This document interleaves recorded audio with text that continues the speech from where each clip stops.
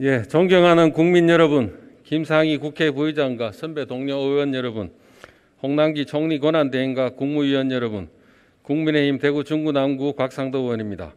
이번 보궐선거 결과로 민심의 향배가 확인되었습니다. 그러나 여전히 코로나 백신 수급은 하세월이고 부동산 정책의 실패로 치솟은 주택가격은 진정될 기미가 보이지 않고 있습니다. 또 문재인 청와대의 기획사정으로 훼손된 사법 절차는 아직도 치유되지 않고 있습니다. 문재인 정부는 무능하기만 한 것이 아니라 공정하지도 않아 뉴욕타임즈가 내로남불을 영어명사로 만들 정도로 전 세계적으로 불공정한 정부임을 공인받았다는 점을 말씀드리며 대정부 질문을 시작하겠습니다. 홍남기 부총리 앞으로 나와주시기 바랍니다.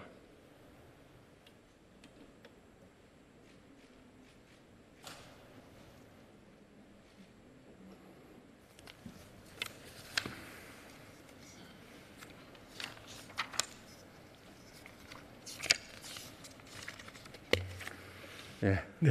서울 부산시 보궐선거에서 패배하고 정부 차원의 반성이 있었습니까? 정부가 선거 이후에 어떤 조치하고 있는지 간략하게 답변해 주시죠. 예, 의원님 4월 7일 보궐선거 결과에 대해서는 정부도 국민의 민심에 대해서 엄숙하게 엄정하게 받아들이고 있습니다. 그래서 혹시 국민의 뜻과 다른 정책이 있는지에 대해서도 같이 짚어보는 내부적으로 짚어보고 있다는 말씀을 드립니다. 아직 특별한 조치는 없죠? 예, 검토를 하고 있습니다. 검토만 하고 있는 건가요? 예, 그렇습니다.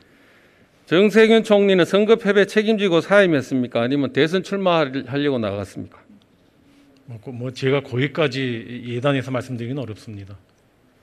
이 정 총리처럼 대정부 질문 앞두고 갑자기 나가버리면은 선거 패배 책임지지 않겠다는 의미고 이건 반성이 아니지 않습니까? 안 그렇습니까?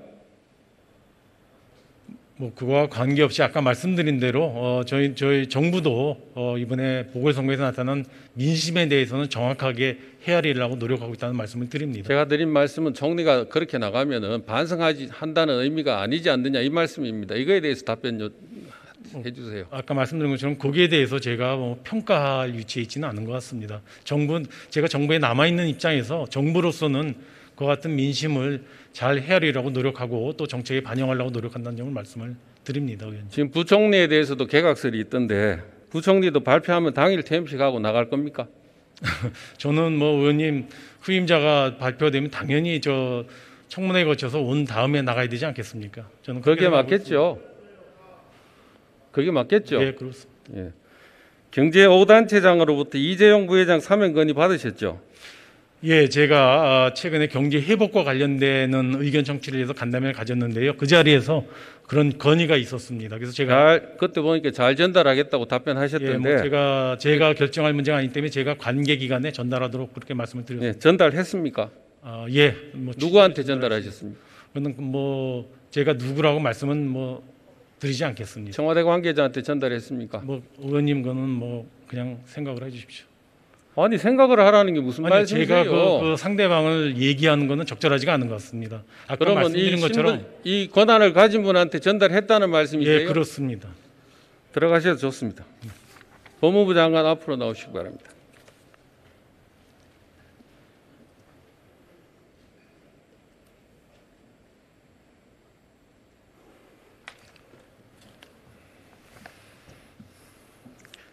바이든 대통령은 반도체 CEO들과 화상회의 열고 반도체 패권 탈환 선언했습니다. 며칠 전에 문 대통령도 비슷한 얘기 했습니다. 그런데 전 세계는 반도체 패권 경쟁 중인데 삼성전자 이재용 부회장은 15개월째 수감 중입니다. 이 총수가 이렇게 수감된 상태로 반도체 전쟁을 효율적으로 치르기 어렵습니다. 법무부에서 이재용 부회장 가석방이나 사면 검토한 적이 있습니까? 없습니다. 지금 그 장관 권한이지 않습니까? 가석방은? 가석방은 예, 법무부 소관입니다. 예, 검토한 적 없습니까? 예, 없습니다. 이대로 반도체 전쟁 치를 수 있다고 지금 판단하시는 겁니까? 대한민국은 법무부만에 의해서 움직이는 나라는 아닙니다. 대통령께서 반도체와 관련된 판단과 정책적 방향을 말씀하신 것과 이재용 부회장의 가석방 내지는 사면 문제하고는 그것을 실무적으로 다루는 법무부의 방향하고는 전체가 법무부가 그 전체에 실무적으로 대통령께서 특별한 지시가 있지 않은 이상은 아직은 검토할 수가 없습니다. 대통령께 건의하는 게 장관이 할 일 아닙니까? 검토한 바가 없기 때문에 아직 건의할 생각도 아직 있지 않습니다. 그러니까 검토를 빨리 하셔야 되는 거 아닙니까? 그건 의원님 생각이시고요. 법무부는 장관이 매일 이렇게 말싸움이나 하고 이 시간에 우리나라 경제가 반도체 주권이 무너지지 않도록 정책 판단을 하시라는 말씀입니다. 의원님과 말싸움하는 것이 아닙니다. 제 판단을 가감없이 지금 의원님께 말씀드리는 겁니다. 이래서 어려운 겁니다.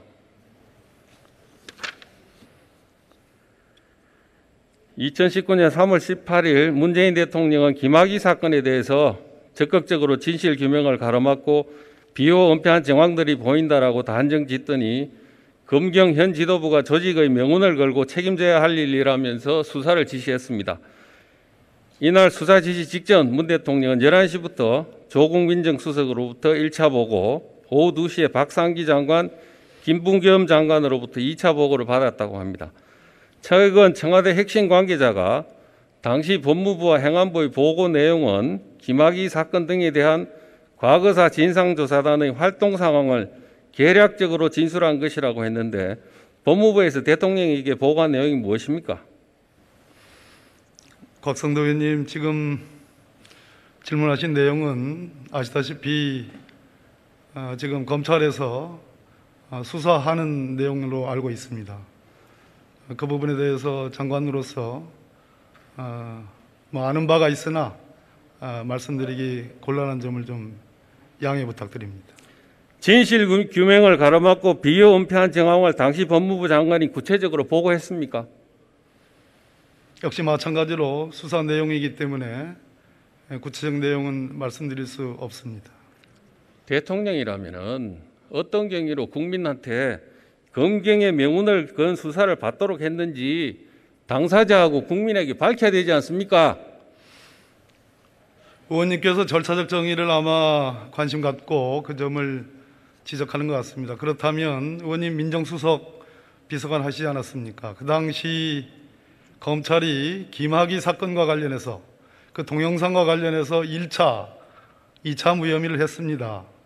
지금 현재 그 관련 사건도 있습니다. 왜 그 부분에 대해서는 지적하지 않고 분노하지 않는지 제가 거꾸로 여쭙고 싶습니다. 질의하는 분을 질의하지 마세요. 그리고 제가 묻는 거에 답변 잘 하시면 됩니다. 수사 내용이기 때문에 의원님, 예. 제가 답변 드리기 어렵다는 점을 좀 이해 좀 부탁드리겠습니다. 자, 대통령 수사 지시하고 일주일 뒤 과거사위는 이중희 민정비서관하고 저한테 대해서 김학의 수사방해 및 수사개입한 직권남용죄의 범죄 혐의가 있다는 보도자료를 배포해서 전 언론에 보도되도록 했습니다. 4일 뒤에는 대규모 검찰 수사단이 꾸려져서 피의자 신분으로 검경의 명운을 건 수사를 받았습니다.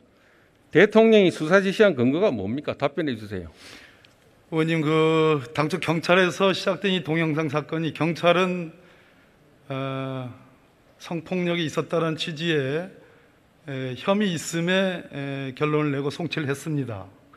그러나 검찰은 1차, 2차 아까 말씀드렸듯이 그 뒤에 진상조사단이 있었고 3차까지 조사를 했는데요. 1차, 2차 무혐의가 있었습니다. 3차에서는 성접대가 있었다는 것을 인정했고 법원에서도 13차례의 성접대가 있었고 그러나 공소시효가 만료됐기 때문에 면소 판결을 했습니다. 장관. 제가 드리고 싶은 말씀은 그 당시에 이 김학의 동영상과 관련해서 수많은 언론 보도가 있었고 그것은 국민적 의혹으로 부각이 됐습니다. 따라서 대통령께서 그와 같은 관심과 지시를 하는 것은 저는 지극히 자연스러운 현상이라고 생각을 합니다. 증거가 없어도 명운을 걸고 수사하라고 하나요? 대통령이 수사기관은 아니지 않습니까? 그러면 이 부분에 대해서 명확하게 진상을 규명해서 장관이 뭐라고 보고했는지를 말씀하라고 하지 않습니까? 진상을 규명해서 거기에 대한 국민적 의혹을 풀어달라는 말씀이시지 대통령이 수사관은 아니지 않습니까? 장관들하고 민정수석은 뭐합니까 그럼? 그럼 뭐하는 사람들이에요? 구체적인 내용을 그렇게 말씀하시면 제가 다뤘던 문제도 아니고 지금 현재 수사와 관련해서 소상히 말씀드릴 수 없다. 다만 이 점은 말씀을 드리겠습니다. 서울중앙지검 수사부에서 저희 법무부에 지금 의원님 지적하시는 말씀처럼 사실조회를 보냈고 그 시점이 보궐선거 있기 며칠 전입니다. 제가 그래서 잠시 보류했다가 보궐선거 직후에 그러한 수사 사실조회 결과를 중앙지검에 회신을 한 바 있습니다. 원본을 보내주셨습니까? 그 형태가 당연히 뭐 회신에 대한 답변이기 때문에 있는 그대로의 내용을 정확히 전달한 것으로 알고 있습니다. 예, 제가 알고 있는 그 진실을 좀 말씀드리겠습니다. 검찰로부터 받은 불기소 이유서에 해답이 있습니다. 대검 과거사 진상조사단에서는 박관천 행정관 면담하고 보고서 작성했는데 이 보고서에 민정수석이 보고 없이 수사 시작했다고 경찰청 수사국장 전화로 질책했다, 엄청난 외압이 있었다고 진술했다고 되어 있습니다. 이 박관천 면담 보고서에 기재된 것과 같은 내용이 JTBC, KBS에서 또 짠 것처럼 보도가 나옵니다. JTBC에서는 그 김학의 사건 반쪽 수사 배경에 곽상도 민정수석실, 뭐 여기는 청와대 보고 없이 뭐 수사했다, 경찰 지휘 라인에 압력을 가했다 이런 내용이 있습니다. KBS 별장 성접대 김학의 임명 강행 배우의 최순실 한상대 금품 진술도 뭐 이런 보도가 또 있었습니다. 이런 박관천 면담 보고서를 작성한 이규원 검사에 대해서 서울중앙지검은 허위 공문서 작성 및 공무상 비밀 누설 혐의가 발견됐다면서 3월 17일 날 공수처에 수사를 이첩했습니다. 이 보도한 기자들도 공무상 비밀 누설 혐의로 함께 이첩했다고 합니다. 장관 이 내용 알고 계시죠? 네, 알고 있습니다. 다 맞죠? 어떤 내용이 맞다는 말씀? 공무상 비밀 누설 혐의, 뭐 허위 공문서 작성 이걸로 이첩한 거 맞죠? 이첩한 내용은 그리 알고 있습니다. 박관천 면담 보고서가 허위 내용인 것은 진술했다는 당사자인 박관천부터 이런 진술을 한 적이 없다고 합니다. 또 김학의 차관 부인과 최순실 유착에 대해서 그런 얘기를 꺼낸 사실조차 없다고 했습니다. 2013년 제가 민정수석이 있을 때 김학의 사건 수사에 전혀 관여 안 했습니다. 경찰청 수사국장한테 전화 안 했습니다. 당시 경찰청 수사국장도 연락받은 사실이 없다고 얘기했습니다. 이 자료들이 검찰 수사에 다 나옵니다. 또 2013년 당시 경찰 수사 책임자 총경도 수사 과정에서 외압이나 내압이나 뭐 아무런 압력이 없었다고 했습니다. 김학의 사건 첩보 수집 수사 담당하거나 지휘라인에 있었던 경찰 관계자 모두 첩보 수집 및 수사 과정에서 청와대 등 외부로부터 부당한 압력이나 간섭 지시 등을 받은 사실이 없고 사건의 실체를 왜곡한 사실이 없다고 했습니다. 질책한 사람도 없고 질책받은 사람도 없는데 수사에 압력을 행사했다고 문 대통령만 부르짖으면서 수사 지시한 겁니다. 오늘 언론 보도 한번 보시겠습니다. 박관천 면담 조사 시 동석했던 참석자가 작성한 초안에 민정수석이 김학배 수사국장 질책했다는 내용은 찾아볼 수 없었다. 수사국장이 외압의 실체를 잘 알 텐데 제가 말씀드린 부적절하다는 발언만 있었다고 합니다. 장관, 네. 문재인 대통령이 이렇게 날조된 허위문서 근거로 검경 등 공권력을 총동원해서 야당 국회의원 탄압한 겁니다. 인권 변호사, 민주화 유공자들이 이런 짓을 해도 된다고 생각합니까? 의원님의 그러한 관점에 대해서 과연 그런 근거에 기초해서 대통령께서 그렇게 말씀했는지에 대해서는 제가 알지 못하고 또 판단할 수도 없고 저는 현재로서는 의원님의 억측이라고 생각을 합니다. 이만한 자료가 있어도요? 그 의원님 주장이시죠. 의원님과 관계된 장관, 분들의 진술이죠. 이건 제가 만든 자료가 아니에요. 제가 만든 자료가 아니라고. 수사가 진행되고 있으니까 수사 결과를 봐야 되지 않겠습니까?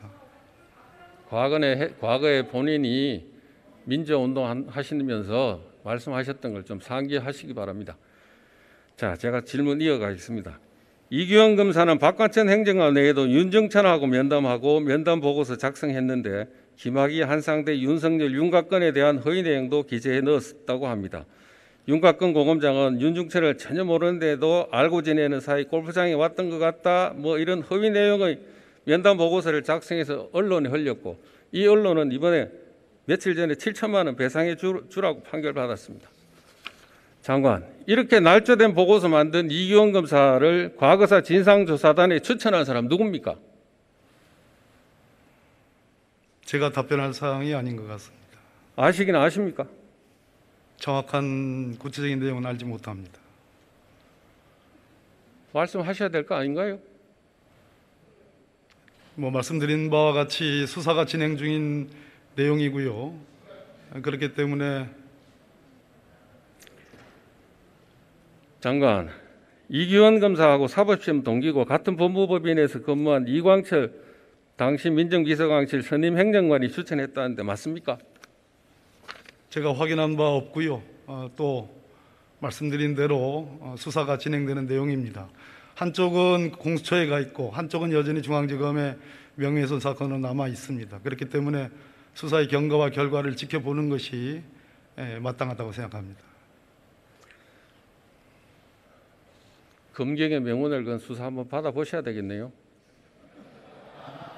거꾸로 제가 말씀드리고 싶은 것은 왜 그러면 1차 무혐의, 2차 무혐의, 특히 2차 무혐의 부분에 대해서 피해 여성이 그렇게도 얘기했고 그 부분에 대해서 왜 명확한 판단을 내리지 않았는지, 그 부분, 그 피해 여성은 법원에 의해서 또 3차 특별수사단에 의해서 무려 몇 번에 걸친 동영상에 피해 여성이라는 게 밝혀졌습니다. 왜 그 무고, 부분에 대해서는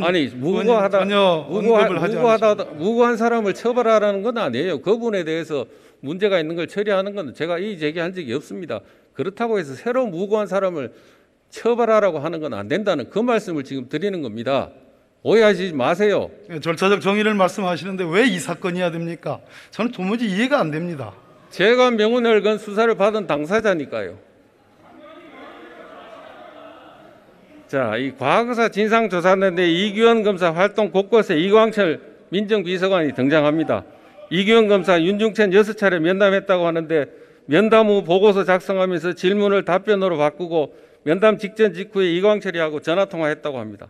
이때 만들어진 윤중천 면담 보고서에 여러 가지 허위 내용이 들어가 있습니다. 또 이광철 선임 행정관, 민감용 경찰청장까지 동원했습니다. 민감용 경찰청장, 김학의 동영상은 육안으로도 식별 가능이 명확하다고 거짓말했습니다. 이 거짓말 직후 윤기현 총장이 문자를 보냈습니다. 더 세게 했어야 된다고 이광철이가 이런 식으로 문자를 보냈습니다. 자, 장관, 예. 이 얘기는 발언 강도나 수위가 약하니까 더 세게 해야 한다고 청와대가 지침 내린 거 아닙니까? 제가 판단할 사항, 또 말씀드릴 사항이 아니고요. 지금 의원님께서 지적하시는 저 부분도 다 수사 내용인데 저것을 객관적으로 지금 현재 맞다, 그러다라고 판단할 객관적 근거가 지금 있습니까? 제가 의원님께서 지금 근거로 삼는 저 사유에 대해서 아직 수사가 결론이 나지 않았는데 결론이 난 것처럼 하시는 질문에 대해서 제가 뭐라고 답변을 해야 되겠습니까? 예, 대통령은 아무런 결론 없어도 수사 실시할 수 있지만은 야당 국회의원은 결론이 나야 이의 제기할 수 있다 이 말이죠. 그렇게 일방적으로 말씀하지 마십시오. 예. 그 말씀이잖아요. 예.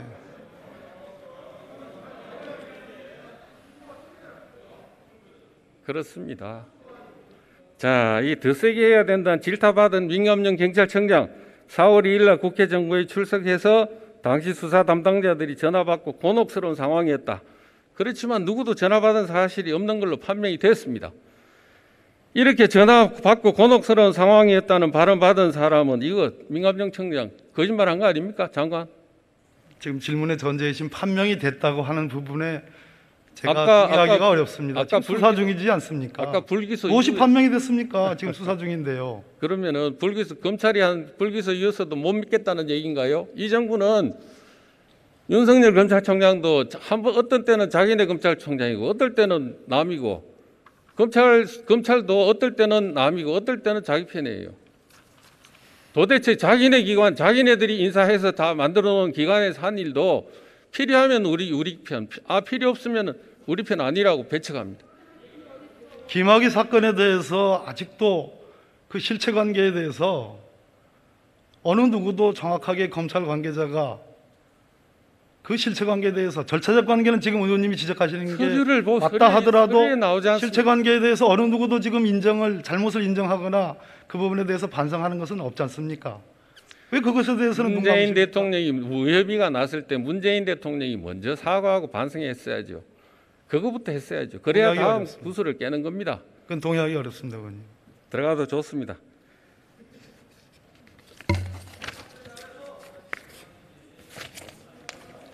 청와대 개입한 게 사실 이것뿐만 아니었습니다. 김학의 출금 요청서와 사후 성의서까지 실시간으로 전달받아 챙겼다고 합니다. 결국 이광철 행정관이 허위 면담 보고서 작성, 민감용의 국회 발언, 김학의 불법 출금 첫 단계부터 마지막 조치까지 했으니 김학의 사건은 처음부터 끝까지 청와대 이광철의 손에서 좌지우지된 것입니다. 날조된 과거 진상조사단의 보고서를 놓고 문재인 대통령과 야당 의원 탄압을 모의했던 박상기 전 법무부 장관은 검찰총장 후보 추천위원회 위원장으로, 또 같이 모의했던 김부겸 전 행안부 장관은 1인 국무총리로 지명되었습니다.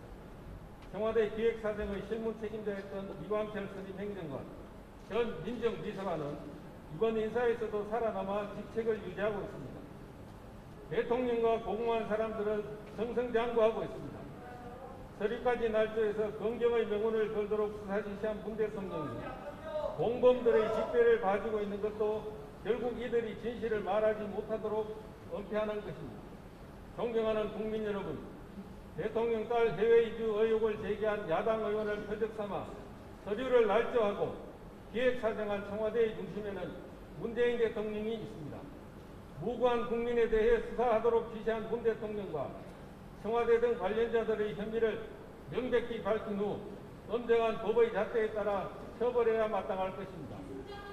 대통령과 청와대가 지시하면 없는 근거도 만들어내 사실을 조작하고 무고한 국민을 범죄자로 만드는 것, 이것이 촛불혁명 정부에서 말하는 민주화는 아닐 것입니다. 연대해 주셔서 감사합니다.